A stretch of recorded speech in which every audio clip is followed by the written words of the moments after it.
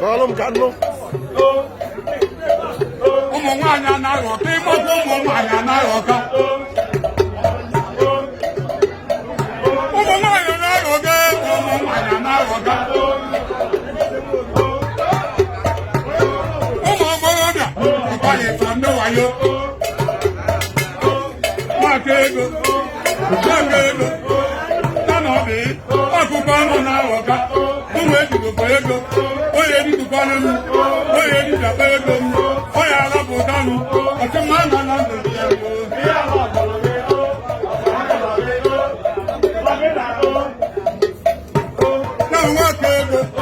ya nwaka ego anụ ọkụkọ ọ na-atọpụ ya chimbom ọ na-atọpụ ya bụled ọ na-atọpụ ya tọmtọm ọ na-atọpụ ya ụmụ ọdị na onwe m